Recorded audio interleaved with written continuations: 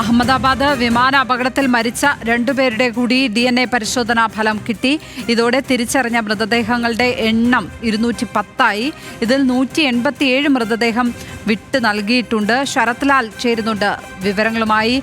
ശരത്ത്, രഞ്ജിതയുടെ പരിശോധനാ ഫലം സംബന്ധിച്ച വിവരങ്ങൾ ലഭ്യമാകുന്നുണ്ടോ?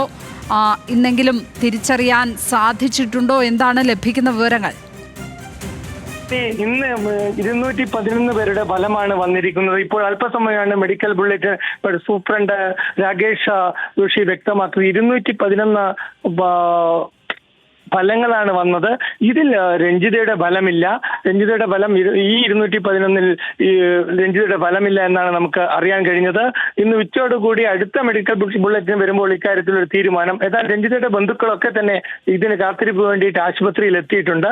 ഈ നിലവിലുള്ള കണക്കനുസരിച്ച് 211 പേരുടെ DNA പരിശോധനാ ഫലം ലഭിച്ചിട്ടുണ്ട്. ഇതിൽ വളരെ പ്രധാനമുള്ള ഒരു കാര്യം 11 DNA പരിശോധനാ ഫലത്തിൽ അവ്യക്തത ഉണ്ട്. അതുകൊണ്ട് തന്നെ രണ്ടാമത്തെ ബന്ധുക്കളെ കൂടി വിളിപ്പിച്ചിരിക്കുകയാണ്.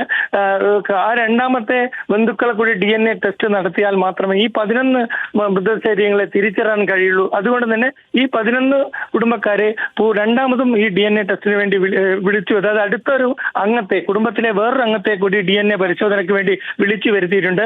എന്നാൽ രഞ്ജിതയുടെ ഇക്കാര്യത്തിൽ അത്തരമൊരു പരിശോധനയ്ക്ക് അവരെ രണ്ടാമത് വിളിച്ചിട്ടില്ല. DNA പരിശോധന ഫലം വൈകുന്നു എന്ന് മാത്രമാണ് രഞ്ജിതയുടെ കാര്യത്തിൽ സൂപ്രണ്ട് ഇന്ന് വ്യക്തമാക്കിയത്. ഏതായാലും ഉച്ചയോടുകൂടി തന്നെ 2 മണിയുടെ മെഡിക്കൽ ബുള്ളറ്റിനിൽ ഏതായാലും ഇത് സംബന്ധിച്ച ഒരു തീരുമാനം ഉണ്ടാകുമെന്ന് തന്നെയാണ് ഇപ്പോൾ ലഭിക്കുന്ന സൂചന. രഞ്ജിതയുടെ സഹോദരനും അതുപോലെ അടുത്ത ബന്ധവും ഇപ്പോൾ ആശുപത്രിയിലുണ്ട്. റിസൾട്ട് DNA മാച്ച് റിസൾട്ട് കാത്തുകൊണ്ട് കൂടുതൽ വിവരങ്ങൾ അപ്പോൾ ലഭ്യമാകും എന്ന് തന്നെയാണ് 2 മണിക്കുള്ള മെഡിക്കൽ ബുള്ളറ്റിൻ ലഭ്യമാകുമെന്നാണ് നമ്മൾ ഇപ്പോൾ കരുതുന്നത്. ലക്ഷ്മി. ശരത് ലാലാണ് വിവരങ്ങൾ പങ്കുവച്ചത് ഡൽഹിയിൽ നിന്ന്.